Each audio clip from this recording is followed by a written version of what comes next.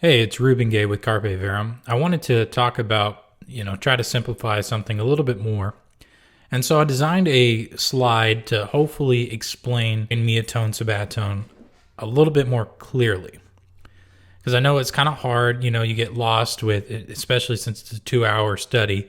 So this is kind of an addendum to that study, to the most recent study. And so I tried to simplify it a little bit more. And I know the chart looks a little crazy, but hopefully as we talk through it, it'll be a little bit more clear with some of my frustrations. So the first line, it says the Koine Greek phrase mia tone sabbatone. And as I brought up in the video, this within the 8 verses, those 8 first day of the week verses, 4 of them say mia tone sabbatone. 2 of them say mian sabbatone, 1 says mias sabbatone, and the other says prote sabbatou. All of these verses, all 8, with the 4 different phrases, all translate in most English translations as first day of the week. So right here, obviously, I'm taking the one that occurs 50% of the time, that occurs the most, mia tone sabbatone, and we're breaking it down. So the next line is and shows the transliteration of the Greek.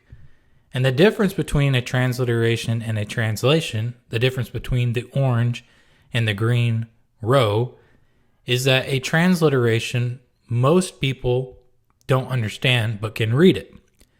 You can read it in the English, but you probably don't understand what it's saying. While a translation, well, you can do both. You can read it and you can understand it. So the orange line, the English transliteration, comes out to, as I said, mia tone sabbatone. But let's focus on sabbatone real quick. This Koine Greek word, as we see, is already a transliteration. We can see in the second line that it's an English transliteration of a Greek transliteration. So sabbatone is already a transliteration. In my upbringing, I've been taught about what a transliteration is as compared to a translation.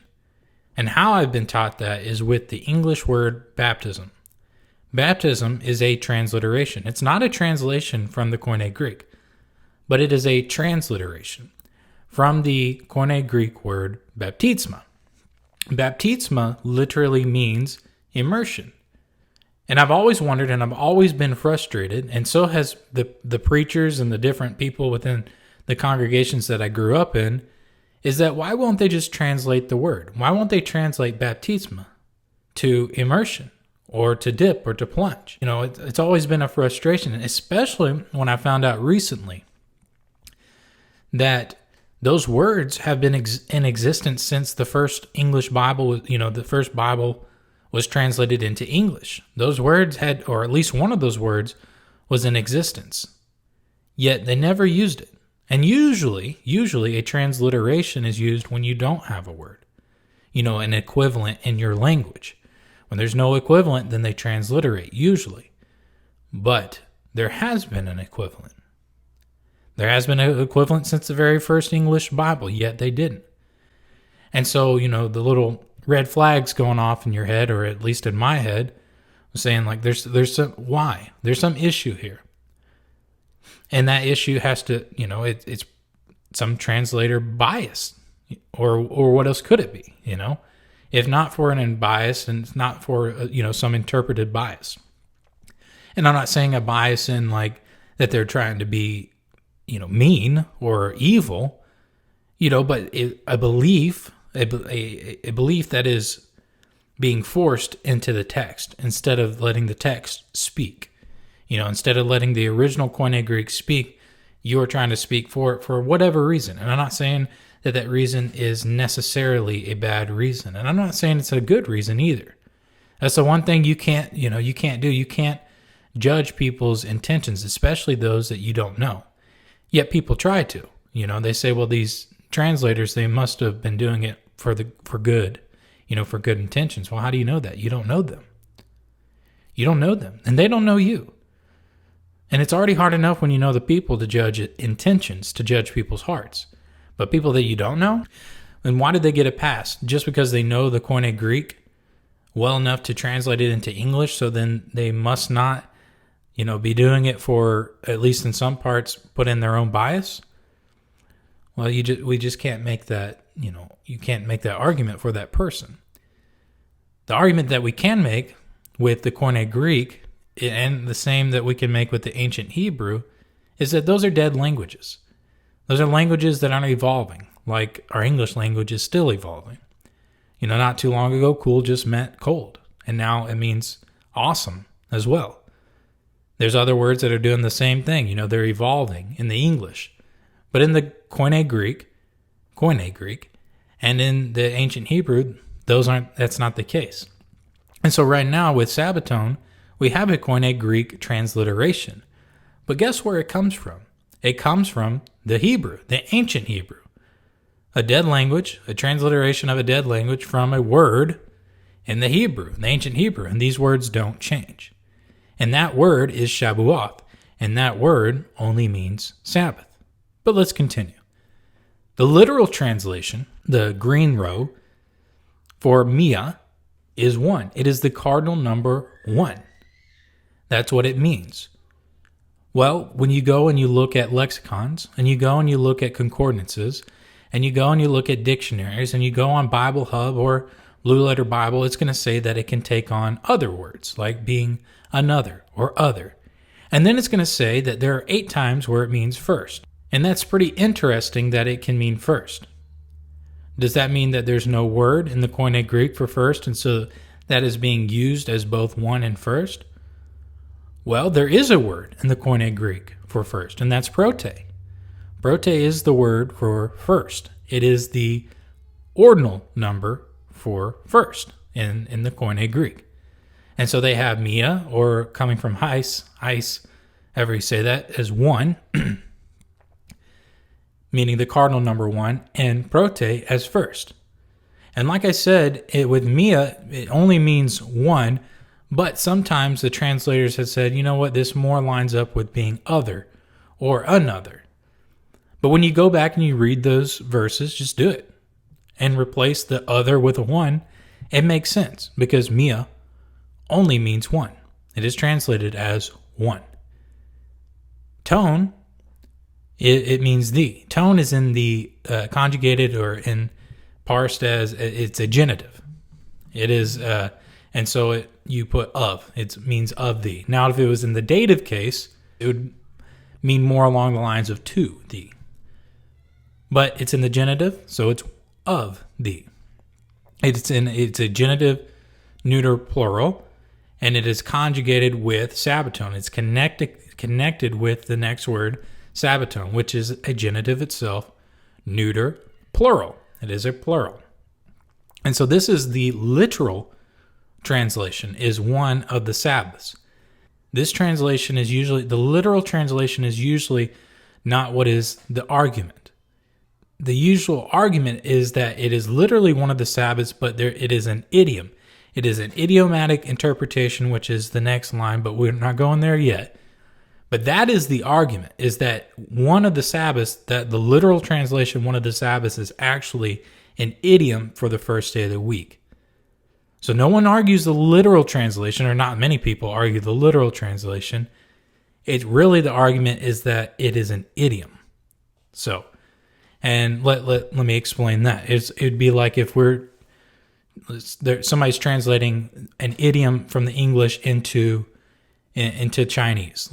It's raining cats and dogs, and the Chinese person like, what? It's raining cats and dogs, and so that is that idiom. That's what the literal translation is. But we know what it means.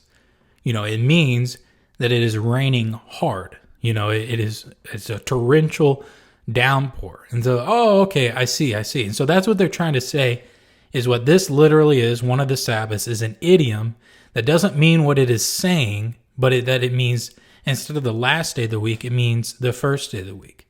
One thing with the idiom is that it is well known, right? Most people listening to this probably know what that means. It's raining cats and dogs. It's a torrential downpour.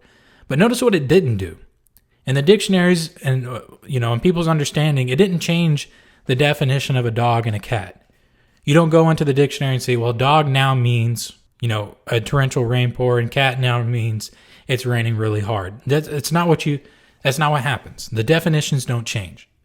The idiom is well known, and the definitions don't change. So note that. Keep that in mind. So the literal interpretation, again, is one of the Sabbaths. Again, we're on the green row. We're in the last column in interpretation. One of the Sabbaths. So you're going to have to go back and watch the longer video. But prior to watching the video, you might have just assumed the weekly Sabbath. That is what Sabbaton is in reference to. That's what the Sabbath is in reference to, is the weekly Sabbath. But that's not necessarily the case. There are high day, holy convocation Sabbaths, the feast Sabbaths, and they're detailed in Leviticus 23, and they occur within the context of each of these 8 passages. Of all the first day of the week passages, those are in the context of the feast. Read it in context. Read the whole chapter and read Leviticus 23, and you will understand. You will see that what I'm telling you is just information that, I read it, and I'm saying, here's the information, go read it. I'm not interpreting anything for you. I'm reading it. I'm saying, hey, this is what I read, and I'm giving it to you to do the same. So it can be, when speaking about the Sabbath, it might be in regard to the feast. Or it might be in regard to Saturday, the weekly Sabbath. So it doesn't necessarily mean the weekly Sabbath, and that is how you start, because what is the natural thing when this topic starts to be talked about, and you're saying it means Sabbath, and then you're saying that Jesus rose on the Sabbath. And then you start trying to fit things in with the timeline. And so that's important to note that sometimes the Sabbath is talking to a feast Sabbath. And when you understand Passover and the Feast of Unleavened Bread, and that the first feast in the feast, or the first day in the Feast of Unleavened Bread and the last day are high Sabbaths, then you start to be able to understand the timeline a little bit more clearly. So that's what it can be. Those are the two, if this literal translation is kept literal, it's either one of the feast Sabbaths or one of the weekly Sabbaths. Now, some people, like I said, it's not an argument of the literal translation. That's not where the argument lies. The argument lies is that the literal translation is actually an idiom. So now we're in row 4, in the red row, in the idiomatic interpretation. Well, there's some interesting things, like I said, with the idiomatic interpretation, is that Mia, it just says 8 times, which would occur in these 8 verses, that they translate it as first. And I'm not arguing whether or not Mia can take on first. I'm just saying that if you already have already have the word for first, that's kind of weird. But what I'm noting and letting you see is that it means 1. Mia is the cardinal number 1. Prote is the ordinal number, or the ordinal first. And Mia only is translated first by the translators in 8 times. And the rest of the time, it was over 200 times. 90% of the time, 95% of the time, it's 1. And then the other times is other or another, and still you can put 1 there. So that comes down to an interpretation. And as said in the video, when people are translating, it's an inevitable occurrence of some sort of interpretation, right? That is an inevitable occurrence. The other thing is, as you can see bracketed, is day. Hemera does not exist in this phrase. Hemera is the word for day. Now they think that Hemera is implied here. That's the argument, is that Hemera is implied because Mia is a feminine, and so it must be connected to the feminine Hemera, and that is the only one, only word that it can be, that would make sense and that it could be connected with here. But as people who have taken Greek, and even basic Greek, is that a Mia, which is an adjective, well, really it's a numeral, but it's acting as an adjective. Well, there's such things as substantive adjectives, and this is this is not for everybody. This is just making a point for people who know what I'm saying. That there's a substantive adjective, and substantive adjectives can stand alone. They don't necessarily need to be connected to some implied word. It can stand alone. especially when it has its definite article, which it does. I didn't put it here, but it's there, the definite article before mia. And it doesn't have to have it, but it does. And it can stand alone. The adjective can stand alone. And it's in English as well. Adjectives can stand alone as kind of like nouns, So it doesn't necessarily have to imply day. And that's why some translations like the KJV, they bracket it so you know that this word was added. It's not in the original text. Hemera is not there. Tone is consistent. It's of thee. It's consistently translated. I don't think anybody usually has issues with thee. And then the idea of Sabbatone being weak. Again, this is an interpretation. This is that it is being used as weak, because if it is an idiom, then it is being used as weak. It doesn't denote a week. Sabbatone does not denote a week at all. Sabbatone is a transliteration. It is a transliteration. It comes from the Hebrew Shabuath. It only means the Sabbath, but it can be used as a week. You can say between the Sabbaths, just like you can say between the Tuesdays, or you can say 3 Tuesdays from now or 4 Tuesdays from now if today was Tuesday, and that would signify 3 weeks or 4 weeks. We can use these words to signify an interval of a week, but it doesn't necessitate or it doesn't change that definition. It doesn't make it all of a sudden denote a week. That's not what happens. And so the interpretation is that miatone sabbatone is literally one of the Sabbaths, but this one of the Sabbaths is an idiom for first day of the week, which equals Sunday. That is the idiomatic interpretation, and that is the I would say the best argument. I don't agree with it. I don't think it's a good argument, but it is the best argument that is presented. So again, going through some of the differences, some of the things I've just said, is that with the idiomatic interpretation, it goes from the cardinal to the ordinal, from one to first. Even though prote already exists, already means first, it's already the ordinal. It uses mia to mean an ordinal. And when I say it uses, meaning English translators use it for that. And also they include day, which, there's no hemera, and an adjective, like I said, can stand alone as a noun. Tone is consistent, so good. And then Sabbatone, some think that the definition is added, that it can also mean a week. But then there are some that say otherwise. So when I say some, that I mean that there are dictionaries and lexicons that say Sabbatone can mean both Sabbath and a week. But then there are dictionaries and lexicons that say, well, Sabbatone only means Sabbath. Now, the majority say that it can mean week. The majority say that. But an appeal to the majority is nothing. It doesn't necessitate truth. An appeal to a smart person, an appeal to authority doesn't necessitate that it is true. It's just, if it's true, then it's true. It doesn't matter what mouth it's coming out of. If a child reads the scripture out loud, we're still obligated to follow the scripture. It doesn't matter what mouth that it came out of. But just because everybody's saying it, just because an authority, there are authorities, quote unquote authorities, there are smart people with doctorates that say one thing, and there's smart people with doctorates that say the exact opposite.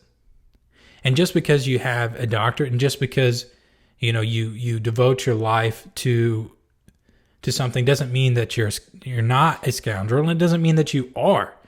You got to find this out about people, but you can't assume, that they must be good, because there, as you know, there have been some sexual scandals in Christian circles, and then with doctorates, like specifically in the healthcare, you got people in there are smart people that believe babies are babies from inception on, and there are smart people that say no, and they believe in killing children. An appeal to intelligence, an appeal to someone being a doctor, is nothing as far as determining truth. And an appeal to the majority is nothing and as far as determining the truth. So how do you determine what the truth is? And as I said in the video, I think that Sabbaton being a transliteration, it pretty much nails it shut. It pretty much solidifies for me. Sabbaton is a transliteration, so where it came from, well, that definition, it only means Sabbath. It only means Sabbath. It's used. Can it be used to mean an interval of a week? It used to express the interval of a week? Absolutely. It can. Just like I said, if today's Tuesday and you go 3 Tuesdays from now, you say not 2 Tuesdays from now, that's 2 weeks. We understand. The same thing happens with Sabbaton, with the Sabbath. It can be used, but it doesn't denote it. Also, one thing is when they translate or say it's an idiom, they say it's an idiom, this plural, Sabbaths, becomes a singular week. Well, that's weird, If they meant a week, well, first, it probably should be weeks because it's a plural. But if they meant a week, there is a Koine Greek word for week already, which, part of it comes from the word that even means 7 in the first place, but there's a word for week, and that's hebdomus. Hebdomus means week. There's a Koine Greek word for week. So they meant week. Why didn't they use it? Why wasn't it used? As well, what I didn't bring up with miatone, sabbaton being an idiom. If it was an idiom, like I said, idioms are usually well known. Well, it wasn't well known in the first century. It only occurs in these 8 instances and nowhere else. Supposedly occurs in these 8 instances and nowhere else. There's no precedent in the first century and before for this being an idiom. As it says in the last row, last column, it's unsubstantiated idiom, at least from the first century and before. There's no proof. Supposedly it's in later on in the second century, but that's only in church writings that you will see it as them trying to use it as an idiom, but within the first century, within the context of where it came from, it's not there. So hopefully this clears some things up. I hope. I tried to make it a little bit more, a little bit easier to understand. Or maybe I just made it a little bit more confusing, but hopefully I made it a little bit easier to understand. Like I said, it goes along with the 2-hour video, and it'll prove a little bit more of the points and bring out a few other things as well, as far as how important the Septuagint is and with the study, and again, going into how important the Leviticus 23 and the feast are. Again, before you dive into these 8 verses, make sure that you read Leviticus 23. It is important. And as well, make sure that you don't let anybody deter you. Because notice what I'm doing. I'm giving you information that I've read. All I have done is put it together, package it together, in the best way that I know how, and then present the information. And stayed within the Bible. And I'm telling you to read the Bible in context. I'm telling you to read the scriptures in context. I'm telling you to go to the original languages. I'm telling you where to go, like BibleHub.com or Blue Letter Bible. I'm telling you where to go to get Bible dictionaries and lexicons and Fact Check Me, which is the Internet Archive, and just type in Bible dictionaries, and then you're going to get a plethora of Bible dictionaries and lexicons in order to go through and fact check me. You can do it. I'm just telling you, here's the information. Now go find the information if you want to, and do with it what you will. I'll tell you what it did for me and my family, as I've done in the video, and I'll tell you right now. This information has convicted me and my family to observe the Sabbath. That's what it has done for me and my family. What it does for you, I don't know. I don't know. What I hope it does, because with my understanding, I hope it convicts. Obviously, with me presenting it and saying it's convicted me, I obviously believe it. But like I said in the video, I live within a paradox, 100% believe it, 100% convicted, but no, I can be wrong. And so if you have, counter arguments, make sure they're objective, make sure they're biblical. Objective, biblical. That's what I want. We can later on get into secular history and secular sources, but let's stay biblical. Let's stay objective. If you do ad hominems and attack the person, if you attack anything other than this issue at hand, this information at hand, then I won't engage with you. You can say it. I'm not going to stop you from saying it. I'm not going to stop you from attacking. I'm not going to, stop your speech, your freedom to speak, at least while we still can. I'm not going to stop it, but I'm not going to engage with you. I will engage with those that want to have a conversation. I will engage with those that want to assemble around a quote-unquote round table and get to truth. Those are the people that I'll engage with. But I will not engage with those that are, that's where they turn to. Don't turn to ad hominem. Turn to the Bible. Turn to the scriptures. Let's go there and let's find the truth. So again, hopefully this helped. Hopefully this clears up some stuff. Love you guys. Remember, seize the truth.